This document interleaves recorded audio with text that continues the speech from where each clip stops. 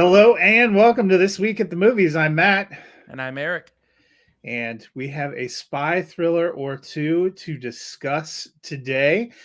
We are going to be looking at the brand new film uh, Argylle, as well as a couple of better films from director Matthew Vaughn's Right out the past. gate. Yeah, hopefully you will enjoy it. You can follow us on Twitter. I have our Twitter handles going down there. We also will have the show handle. Going to try to be better about following all of that. You can also follow the show as well as we blast things out. But first up on the docket today, it's Argylle. Argylle, the big wide release for this first week in February, and February is shaping up to be a pretty good month for new releases. I was decently excited about this, a combination of Universal and Apple Films.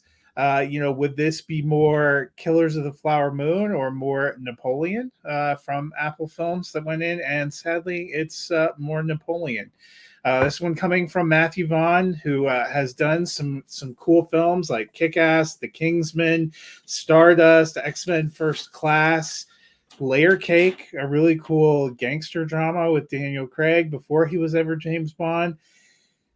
Excited about this. You have Henry Cavill, Bryce Dallas Howard, Sam Rockwell, Samuel L. Jackson, Bryan Cranston, a lot of talent in there. I thought this had a spectacular trailer too that made me sort of excited about the potential here.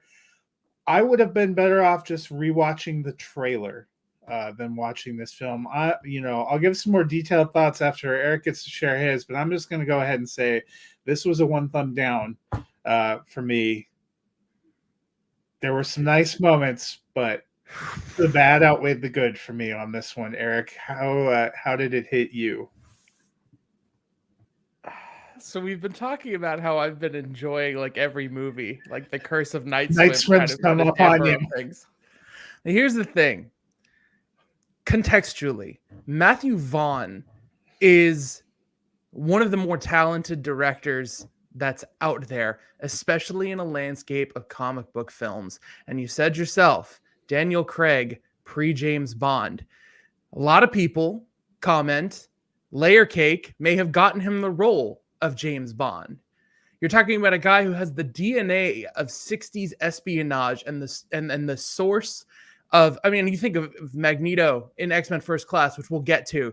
You think of this guy who has spy thriller in his bones and the action aesthetic of like one of the most splashy, pleasant visual styles of action that there is, who gave an extremely effective, thoughtful critique / advancement of the spy thriller kind of genre in Kingsman, who just seems to have picked up a script that does every cheesy, cliched thing you can imagine in the book and fumbles over that visual style, falling into every trap that he seems to have been able to pick out before.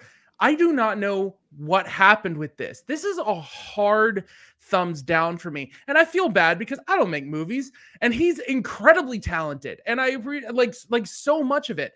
And the cast here, like Henry Cavill as Agent Argylle. Henry Cavill is someone who longtime people have wanted to see James Bond and has the ability to do these things. And this movie starts with a hilarious, over the top, like what you think of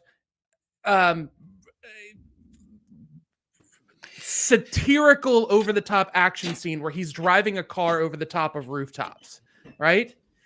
And the only downside is that was probably the best part of the movie, and that is also you saw that a million times in the trailer.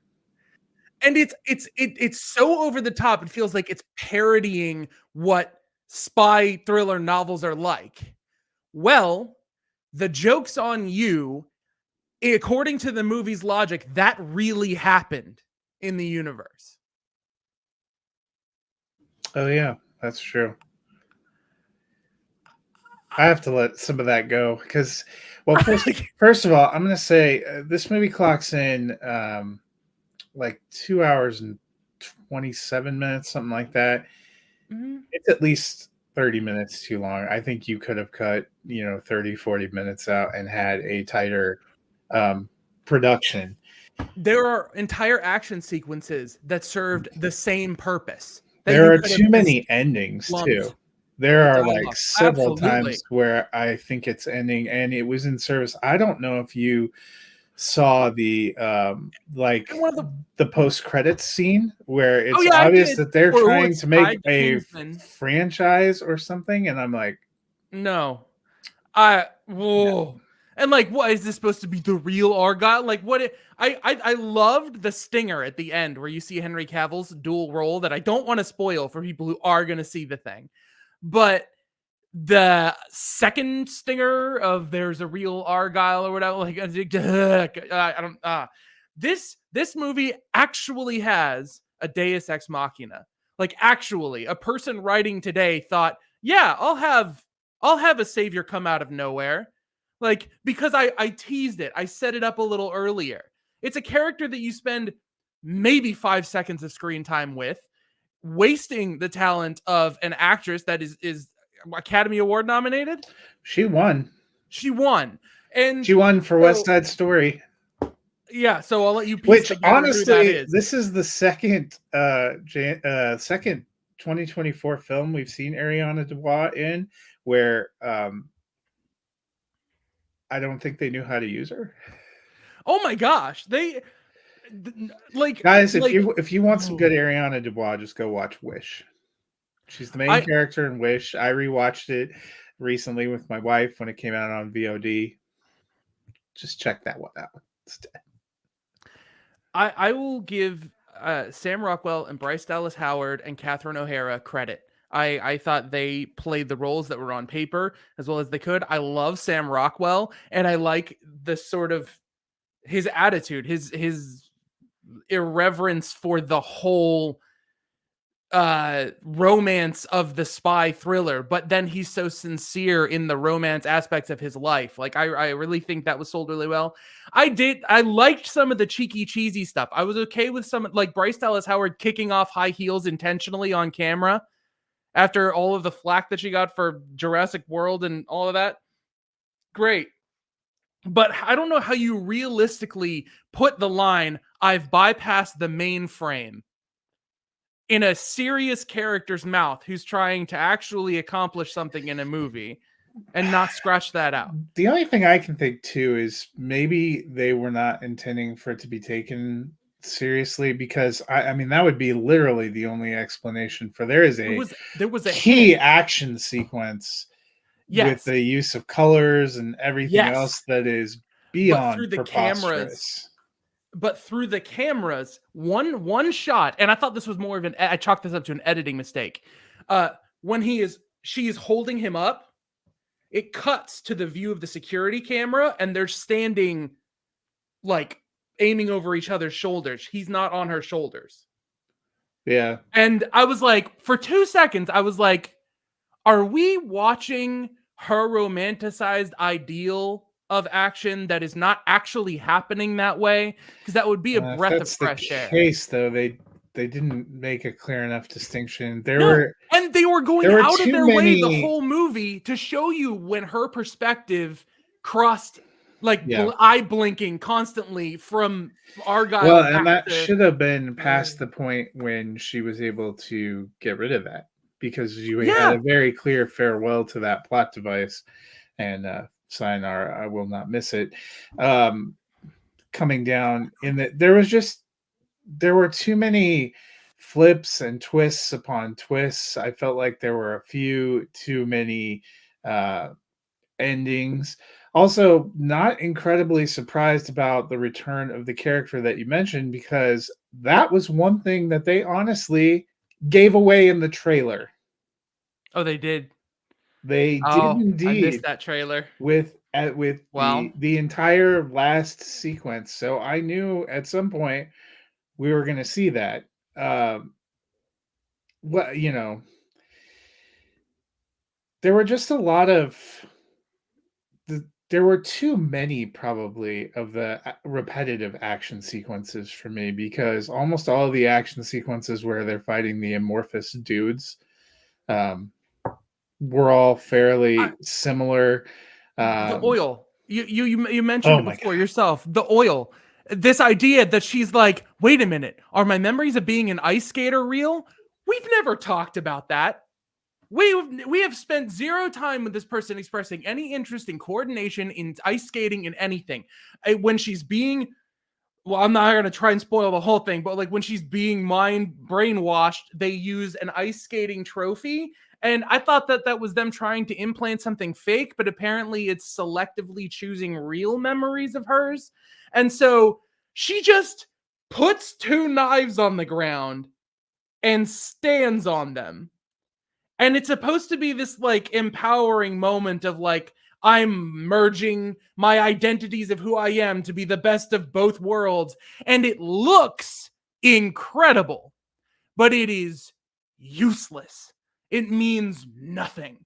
And this irritated the crap out of me. There's like not barely a drop of blood in the entire movie, which again, the whole point here is we keep making consequenceless action movies where there was a one guy who like the shot is from behind him, like he's like this and he goes oh, like he snaps his head back like he just got shot and there's nothing, and then when he falls you can see a little bit of stain on his shirt, and I'm like, oh, this guy got shot and then snapped his head back. Nobody is Having never been acting. shot, I'm not sure It's how I would yeah, react. fair, but I'm just like, there was Well, no consequence to the violence. my It's like, problem is, yeah, it go started ahead. out with, the beginning of the movie and the first little sequence I actually thought were kind of fun, and it got to be less fun the further in you get and the more that they get into what they're trying to do with the plot. And I guess that was a little bit of the disappointment for me. Can you say it one more time? Sorry, my thing froze up. I thought it started out with a little bit of fun. The opening and the early sequences were fun, but as we went further into it, it got less and less fun, and I think that was Yeah, somewhat of a disappointment. I was on board all the way through the train, and I think from that point forward, when I started to pick up on it, it's way really predictable. Um, one of the things, even the movie tries to do that thing where because the characters acknowledge it's stupid, you're supposed to think, oh, they thought of that, and then not think it's stupid, involving a heart. Yeah. But I'm just like, you can't just admit that it's really dumb and then do nothing Yeah, about they that. they Like, they stretch credulity a few different times. But well, so neither of us recommending Argyle, and it did not no. do particularly well. I think I saw 16 million for opening weekend, which I would wager that had a pretty hefty budget, considering the star talent, the location shoots, the depth, and obviously you can tell by watching how the film unfolds that they were hoping this was going to kickstart some kind of a franchise, which I'm pretty dubious about now. Yeah, Those kind of something things had. were going to be tougher post strikes anyway, but you have a flat box office opening like that, probably not a great sign. Mm, yeah, something had to happen in the production of this afterwards. Like it's something had to go wrong somewhere. Either they kept getting studio notes about how the story needed to play out on screen or something, because I sort of am in disbelief that either the idea was supposed to be clearer somewhere and we were supposed to do more subjective things from Ellie Conway's perspective to Bryce Dallas Howard's. Something had to be different that didn't come out in execution because of these next movies we're going to talk about.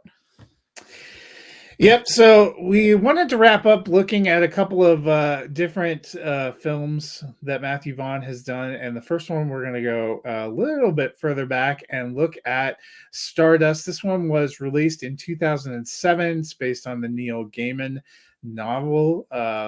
Has, again, a heck of a cast. Young Charlie Cox, pre Daredevil. You have Claire Danes in there. I think that was pre Homeland. Michelle Pfeiffer, Robert De Niro in one of his most eccentric performances probably ever. If you haven't seen this one, it is streaming on Paramount Plus right now, so you can kind of pop out and check that one out. I remember when I saw this the first time, I really enjoyed it. I thought it was fun. It was different. I mean, you have a lot of people that pop up. Ricky Gervais has kind of a funny cameo role in here. You have a ton of different people that pop up. Mark Strong, in that run of kind of Claude bad guys, but he's actually kind of a fun bad guy in this one. You have magic, you have witches, you have romance. Sienna Miller is in this. She had been in Layer Cake with Matthew Vaughn, which was his movie right before this. I don't remember it doing incredibly well, but I just rewatched this actually yesterday, and I think it's still fun. It has a massive cult following for a reason. Pretty much everyone I know who gives it a chance ends up thinking that was like way better than I thought it was going to be. Why doesn't this have any attention? And I think the problem is it came out in this era where people couldn't really figure out why Harry Potter and Lord of the Rings were so successful.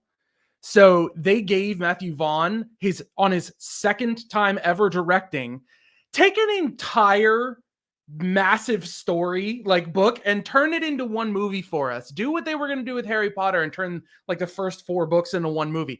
Like just do that. And luckily Neil Gaiman is amazing. He's like a model for working with people who are adapting his work and like giving them blessings to do their own thing and giving like freedom and support. And it is just, it's like a blast. It's I love every actor, every performance in that, and every tone shift. Even with what you said about condensing like a Harry Potter universe, still shorter than Argylle.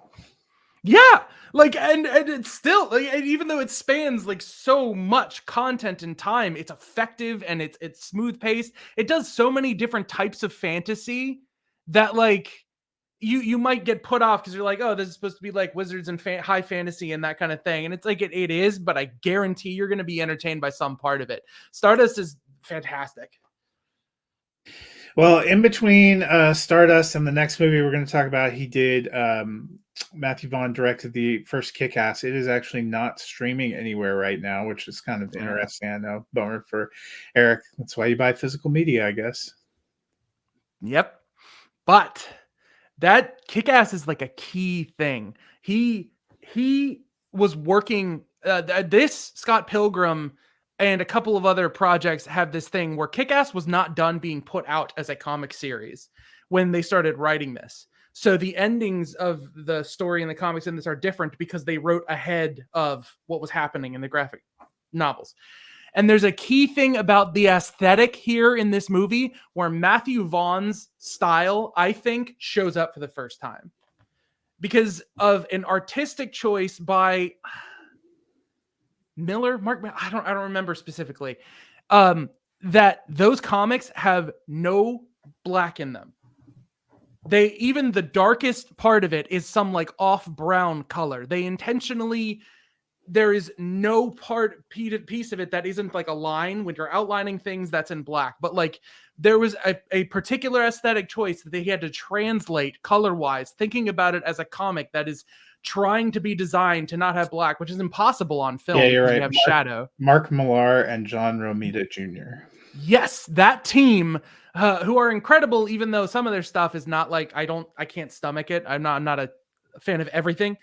Yeah, that combination, I really think Matthew Vaughn came into his own. I have mixed feelings on Kick-Ass because I love all the performances, but I feel like the narrative of how exciting it is for a person to dress up in the real world and be a superhero gets completely sidelined by an over-the-top, out-of-this-world storyline of Hit Girl, where someone is doing something that's just completely impossible and it's not about the real world anymore. I don't know how you feel about it. I don't want to kick him while he's down. That's actually my least favorite Matthew Vaughn film, and it's not close. Oh, still? Still. Oh, snap. Okay. And I've seen The King's Man also, and I would still drop Kick-Ass below it. But from those lows, he does in 2011 got a chance to take over the X-Men franchise with X-Men First Class, which is kind of pretty cool. Takes things back to the 60s. We got James McAvoy, Michael Fassbender, and a very blue Jennifer Lawrence in this one. And if you followed my superhero countdown last year, you would know that this is one of my favorite superhero films of all time and is actually in my top 25 favorite films of all time. I love this movie. I love the performances. I love the deeper thoughts behind it. I really love the exploration of Charles Xavier and Eric Lenscher as characters, as friends. They're back and forth. They're dueling ideology based on their backgrounds, and they see the same problem, but they see it very differently. And all the ways that comes together, you get a really nice Rose Byrne performance in there. I actually like her character. I thought she was missing from some of the other prequels. I like it when she bounces back in there. The three of them were actually a much more interesting team to me than even Jennifer Lawrence's character. I don't have a problem with it, but is not the most interesting part of this movie for me. But this is a movie that I love to pieces. It's by far my favorite X-Men movie. It's in my top 5 superhero movies, period. And as I said, in my top 25 movies, period. I've only given, I think, 36 things out of almost 8,300 5 stars on Letterboxd. This is one of them. I don't want to take a step down from that. Like, it's not. I don't know. I didn't reciprocate your kick-ass love. So. Oh, okay. No, see, I love First Class. I gotta say, the important thing that really frustrates me is Matthew Vaughn really understood the characters and the aesthetic of this comic, and he was able to take it completely away from modern day and from the ideas that people had, and to set it as a period piece and to do what he did with it was outstanding. And then it seems like this is boiling a lot of complicated things down. But he was originally going to be on board for the next movie, which was supposed to be... And he did write the script, actually, for Days of Future Past. Something's happening. Hang on. Okay, he did, yeah. But he started to help work on Days of Future Past, but he disagreed with the choice of having Days of Future Past be next. He was like, you need to spend more time on these characters so you can them, so when you bring back the other characters it's more meaningful. And there was a divide in creative interests, and he left. And on the one hand, that's why we have Kingsman and that series. And I wish we could have gotten more of his ideas for X-Men. I love his understanding of those characters and his aesthetic for the world, and I would have loved to see what he was going to do with it. So, are you telling me he wouldn't have created Dark Phoenix? Ew. So I do have problems with the movie, but they mostly come from a background of me being a huge dork. Like the way at the end, immediately Xavier is suddenly paralyzed. Like, I was like, oh, okay, so that happened in that instance. Like the ideological divide where they are no longer friends anymore, I felt like happened too quickly. Like, he only had one movie to do it. But it doesn't mean it wasn't accurate, like, to what they were. So I don't even feel like they're necessarily not friends. The way the movies went afterwards, they were still connected. Yeah, I mean that's the part probably that I've always that and Wolverine that I've always enjoyed about X-Men is the back and forth between Charles and Eric, and that's probably what I liked. You know, you see the foundations of that friendship, because it would be easy to dismiss, I think, especially in other and later X-Men things, you know, why are they such good friends even though they seem to be philosophically opposed? And you see them even from the moment they form that friendship being kind of philosophically opposed. That's my favorite scene, is when they're playing chess and he says killing will not bring you peace, and Eric's response is peace was never an option. And you can see that while they respect each other and while they see the same problem, they don't see the world the same way. And this one highlights a little bit of that, being in some ways the way that they were brought up. And that was probably the only device where I really got into Jennifer Lawrence's character in there, because she challenges Charles and the way he sees the world because of the way he was, some of the privilege of how he was brought up. Originally that project, what First Class turned into was going to be X-Men Origins Magneto. And that's why there's so much meat of his character and his journey of revenge on his parents left in the script. But I feel like Matthew Vaughn jumped on and was like, nope, I'm going to make it Xavier and Magneto. And then everything else with that. And I don't know. He just nailed it. Well, you referenced what we'll move on to is in 2014, his next project was Kingsman: The Secret Service, which kicks off what's now a trio of films. I won't call them a trilogy, because one I think is actually meant to be a prequel in The Kingsman. And you know what? If you're not going to watch all three of them, you should definitely skip The Kingsman.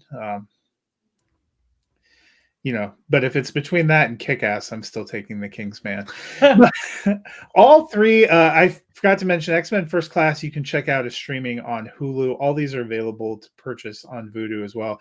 The Kingsman, all three Kingsman films are streaming on Max, so you can go check those out.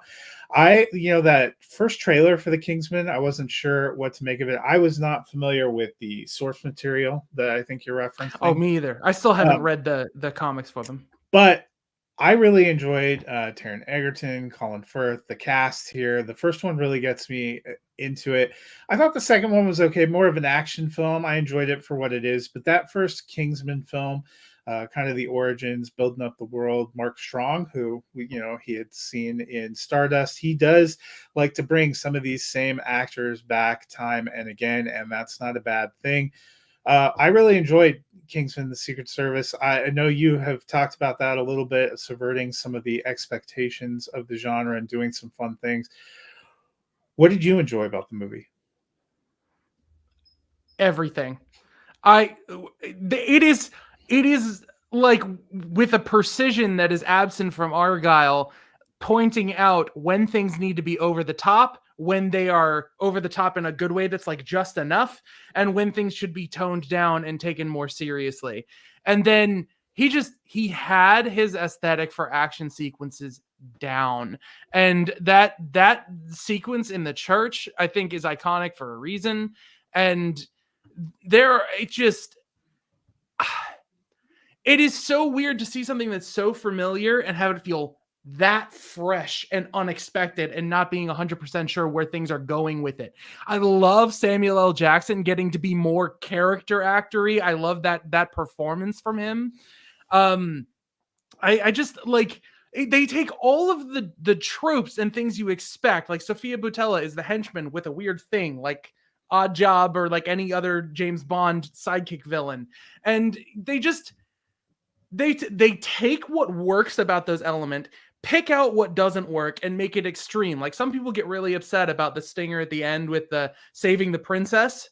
And it's like, it is so perfect to me to point out the trope of like, well, the man has won her affections because he saved her life, even though this is probably the most distressing thing that happened to her.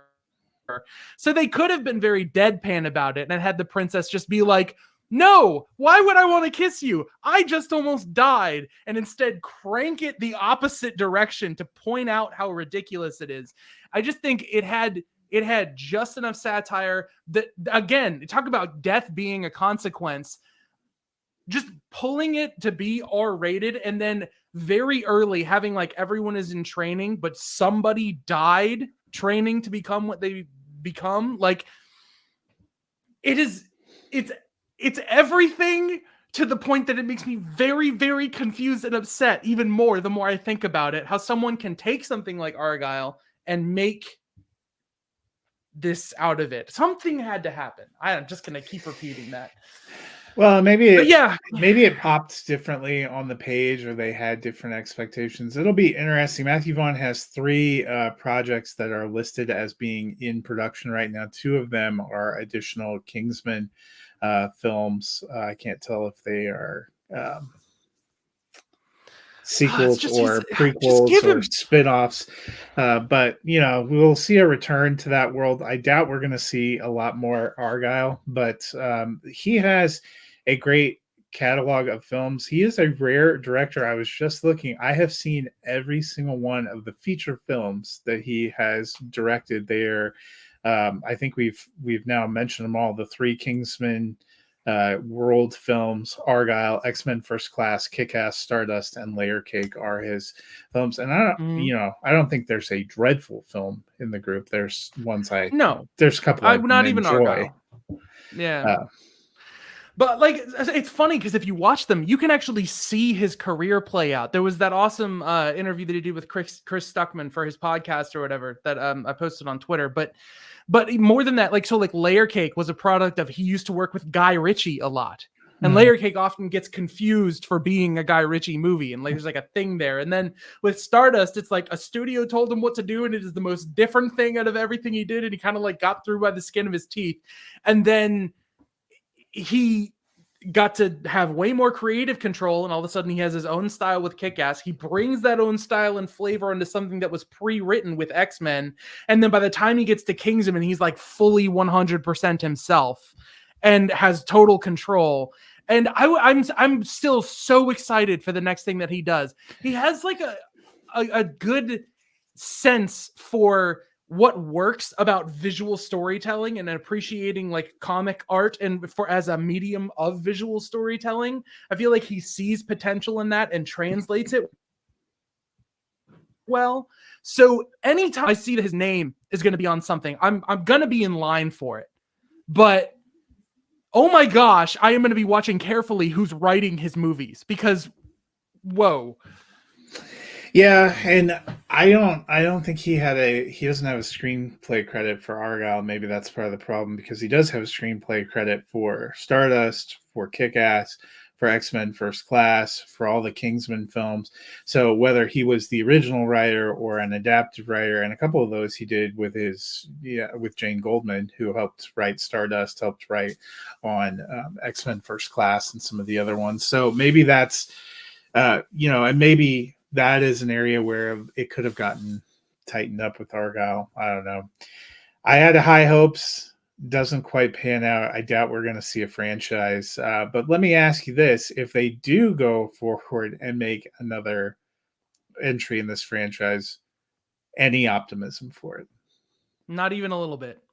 Because they showed that they don't know how to handle. In fact, I audibly groaned when I saw that stinger and it said book 1, and I was like, oh, yeah. The suggestion there is that it would be an adaptation of the fictional first book. Yeah. I don't want to live in the world where they're just like embracing the generic spy aspects. That was like the worst stuff in the movie to me. Like that, no. And that's what Henry Cavill was quoted as saying, we'll get more depends on if the audience likes what we're doing. We did not, Henry. I'm sorry. Love you, Henry Cavill. Sorry. You deserve better. Yeah. You deserve better. Everyone. Matthew Vaughn does. Everyone deserves better. Well, that'll do it for us this week. You can give us a follow on Twitter. I'm at Nighthawk7734. Eric is at High Contrast FLM. We will be off next week because there is a Tiny World event, something like a Super Bowl. I've heard there's some kind of movie trailer day. Yes. And we'll be back in 2 weeks. There are a couple of huge films coming out in February. We will definitely probably be talking about some of the trailers we saw during the Super Bowl and got excited about. But we will also be looking at 2 female-centric films that are dropping here in the heart of February. Lisa Frankenstein from Diablo Cody, and Madam Web, which is trying to give us some hope for a Spider-Man universe film without Spider-Man. Oh, you don't have any hope? I was actually thinking there was a chance. All right, well, we'll see how we end up. Little tease, if they had committed to this universe being the Amazing Spider-Man universe, I might have cared. But all that drama coming out behind the scenes about how they've intentionally carved that out of the movie and how this is like the Ben Parker for Tom Holland. What? Like, it's so exhausting to try to like get into caring. Like, maybe my expectations are so low that it is going to surprise me and I'm going to have a lot of fun. Well, But coming out on Valentine's Day, maybe it's a romance film. Maybe we'll get like a Jamie Dornan cameo just for all those 50 Shades fans out there. And I've lost Eric completely. Well, I hope you guys have a wonderful couple of weeks. I hope you enjoy the Super Bowl, or as Eric calls it, National Movie Trailer Day, and enjoy the snacks. We will see you in a couple of weeks. Until then, we will see